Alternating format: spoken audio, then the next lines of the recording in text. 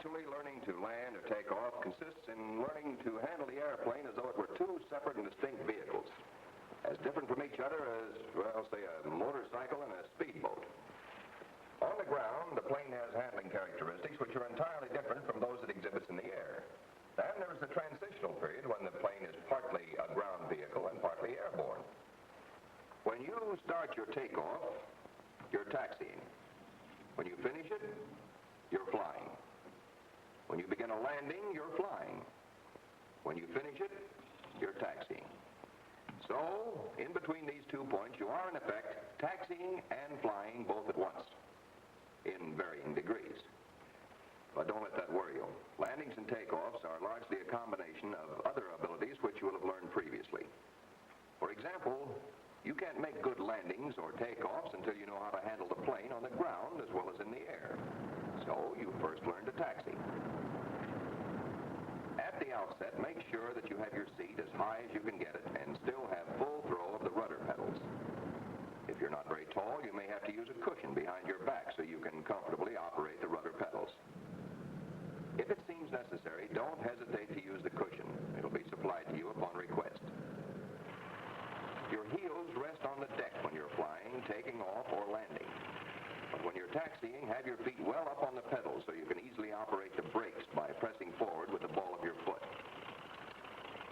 When every detail of your cockpit check is completed and you're ready to leave the line, adjust your goggles, glance at the tower for flag or light signals to be sure you're clear to taxi out, and unlock your tail wheel. With your throttle at idling, the stick back, and your brakes full on, give your plane captain the thumbs-up signal to remove the wheel shocks. Now watch your plane captain and follow his signals. He will guide you out onto the taxi strip. When the plane captain does this, he means come ahead.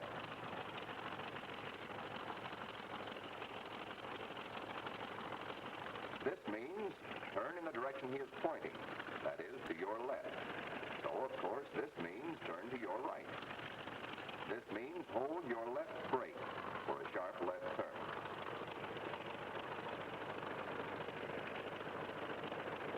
And when he does this, he wants you to hold your right brake for a sharp right turn. This motion means slow down. Here, he's telling you to stop. Here to stop where you are, or as quickly as possible. Your plane captain is there to help you. Follow his signals except when, in your judgment, they're in error. Bear in mind that you are at all times responsible for your airplane and for any damage it may cause to personnel or equipment, regardless of signals from the plane captain. There's nothing especially difficult about taxiing, but strangely enough, the majority of accidents in primary training happen on the ground. So one quick way to get into trouble is improper taxiing. Cadet McDribble, sir. Oh, yes, McDribble. You know, we like to talk things over with you fellows occasionally to see how you're getting along. Yes, sir. As a matter of fact, I just had a problem come up. I'd like to ask your opinion on it. Yes, sir. Got a couple of pictures here. What sort of disciplinary action do you think you should be subjected to, McDribble? Well, very severe, sir. Yes. Here's another one. Going too fast. Had to stop quickly. Stepped on his brakes too hard. What would you think of a cadet who did that, McDribble? Well, very unfortunate, sir. Would you like to know who was responsible for these accidents? Yes, sir. Cadet Sylvester McDribble. Yes, sir. McDribble, you apparently aren't aware of the importance of taxiing correctly. We discussed these accidents at the time they happened. Now you're on report again. According to this, you are guilty of taxiing too fast, failing to S-turn, not keeping your hands on the controls, and not watching where you're going. Also, on the 9th of the month, as you left the line, you held your brakes and applied unnecessary throttle, working brakes against throttle in such a way that your prop blast blue cowling and other loose gear about, endangering personnel and equipment. I believe you suggested severe disciplinary action, did you not, McDribble? Well, yes, sir. Very well. We will endeavor to follow your suggestion.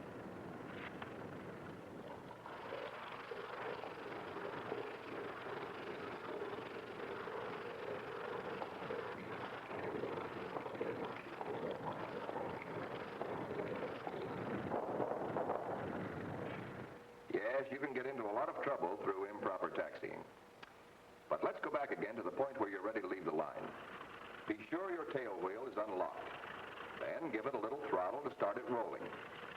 And incidentally, when taxiing, as when flying, keep your hand on the throttle at all times. Let the plane roll straight ahead for a couple of feet because it's much easier to start a turn when the plane is moving. A good pilot takes pride in using a minimum of throttle for leaving the line and for taxiing. In getting out of a tight spot requiring sharp turns, you use full rudder, applying brake intermittently as necessary, and using moderate blast from the throttle to help push the tail around. But take throttle off again the instant you don't need it, thereby avoiding Mac's mistake of using too much throttle and holding the plane back with too much brake. And wherever possible, avoid holding the brake steadily, because this locks the wheel, twisting the tire, and grinding off the tread rubber. Using the brakes intermittently will get you around almost as sharply and will allow both wheels to turn, thus saving the tire. In all taxiing, remember that your brakes are a delicate mechanism and wear out quickly. Save them for the time when you really need them. Under normal conditions, taxiing speed should not be faster than a brisk walk. And in congested areas, it may have to be even slower. The only way you can see what's ahead of you is to S-turn. And here's a tip on S-turn. Under normal conditions, as soon as the turn starts, start stopping it. Suppose you're beginning a turn to the right. As soon as the turn is started, you apply full left rudder. Then, if you're still turning to the right when you want to start back the other way, help the turn with a little left brake, applying brake lightly and using only as much as is necessary. Control your speed and help your turns with the throttle, using brakes only when necessary. If for some reason you get yourself into an emergency situation where you have to slow down suddenly, be careful about applying both brakes at once. It's much safer to apply them this way.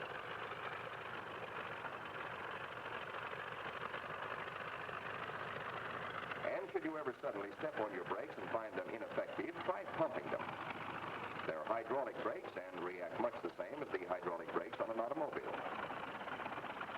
Also, under normal wind conditions, keep your stick back. If you carry the stick in a forward position, the prop blast may tend to lift the tail, particularly if you have to stop suddenly.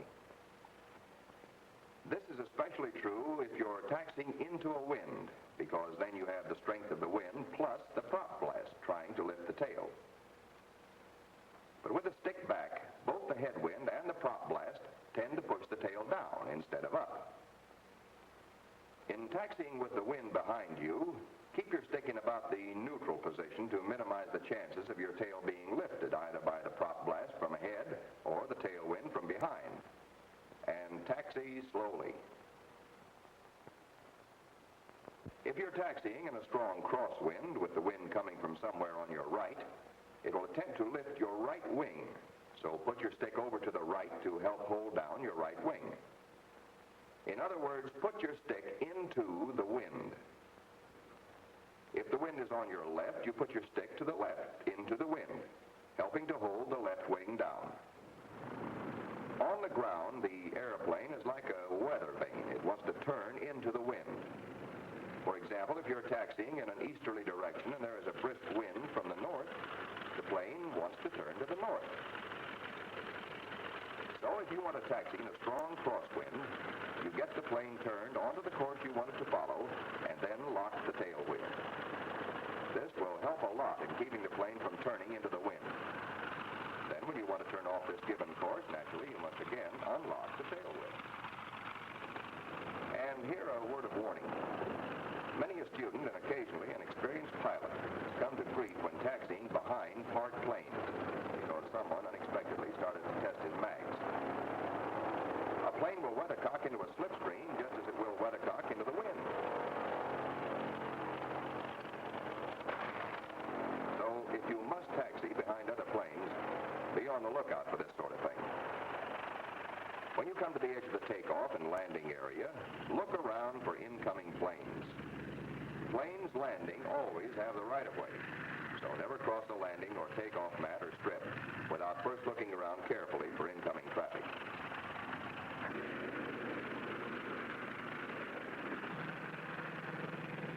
When all is clear, taxi out to your takeoff position.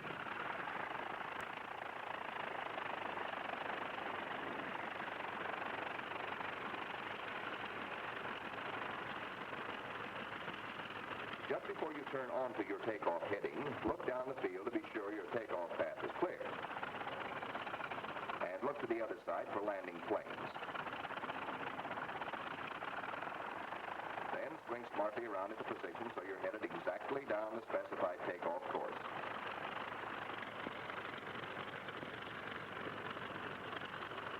Roll ahead a few feet, straighten the tail wheel, and lock it. If there's a takeoff line on the mat from which you're taking off, don't crowd it in your turn.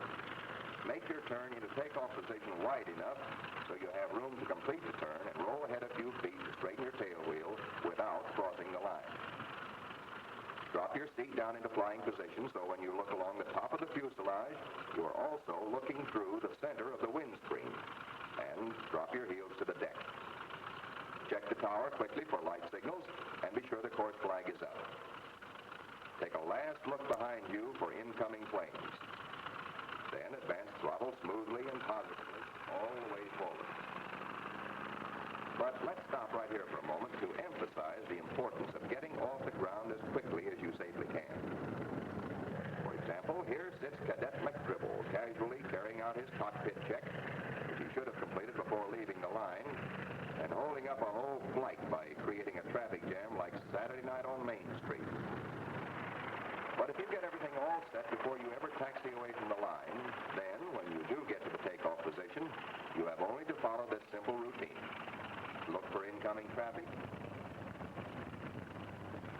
Glance at your takeoff path. Swing around into position and roll ahead a few feet.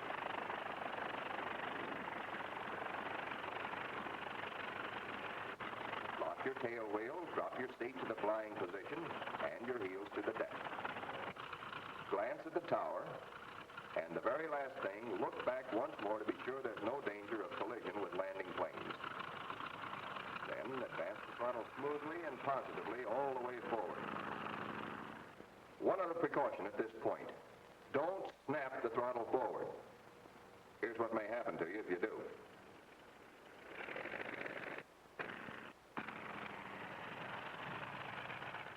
In an emergency where you suddenly needed power badly, that could be very serious.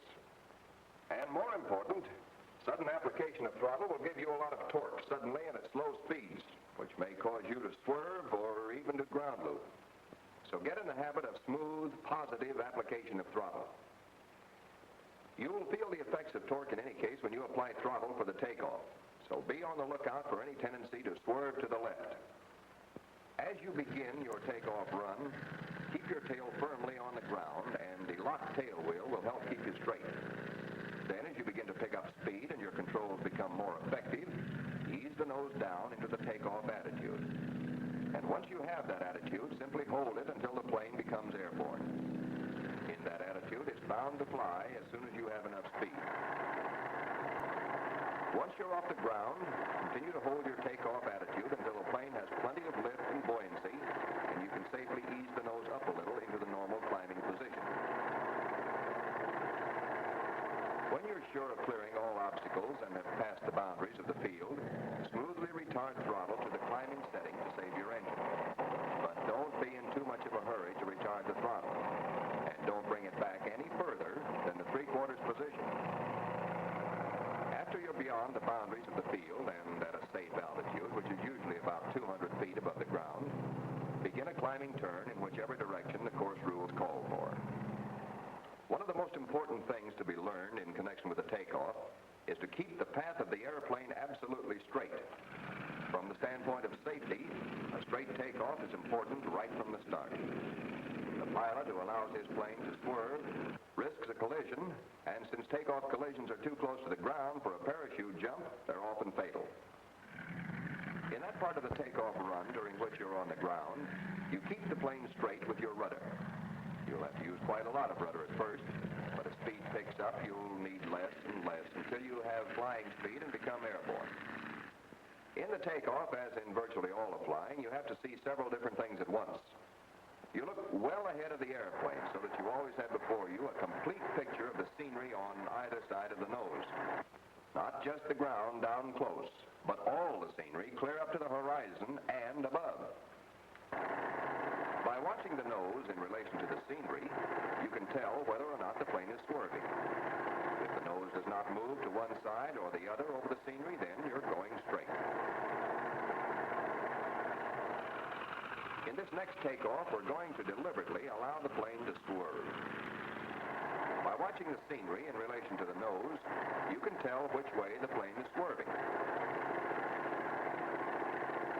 Another important factor in both landings and takeoffs is keeping the wings level. Notice in this takeoff that our right wing is slightly lower than the left.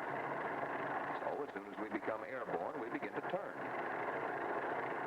A wing-low takeoff means we either turn or slip upon becoming airborne. At this stage of your training, either one can be very dangerous. Another common mistake in the takeoff is getting the nose down too low. As the plane picks up speed, you should bring the nose down to about this attitude.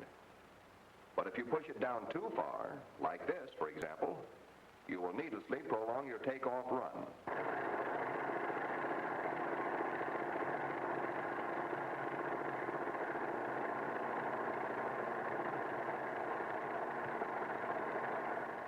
A nose-low takeoff attitude might give you a takeoff path something like this. Contrast that with the takeoff path made by a plane using the correct takeoff attitude. So, under normal conditions, the correct takeoff attitude gives you a shorter takeoff run and more altitude in less time. But let's look at the other extreme to see what happens when you try to take off with the nose too high. Suppose instead of bringing the nose down to this position, you only brought it down to here. In that case, the plane would pull up too sharply and would probably stall, bouncing you back onto the ground. Also, as we pointed out previously, when a plane is ready to fly, you need only to raise the nose slightly to help it off the ground. Even though you have assumed the correct takeoff attitude, if you raise the nose too sharply, or if you bring it up too high, you will probably cause the plane to stall, so it again bounces you back onto the ground. Still another common mistake is made by the student who gets the plane into the air correctly, raising the nose just the right amount, but fails to hold the takeoff attitude and allows the wheels to touch the ground again. So once you have it off the ground, hold it off. And except under unusual conditions, hold the nose in that same attitude until you have picked up enough speed so it's safe to ease up into a climb. Get the plane in the correct climbing attitude, which has already been demonstrated, then trim it for that attitude. And one other precaution which we haven't mentioned, when you're ready to make your climbing turn, look back first on the side toward which you're going to turn. In fact, never make a turn anywhere without looking first.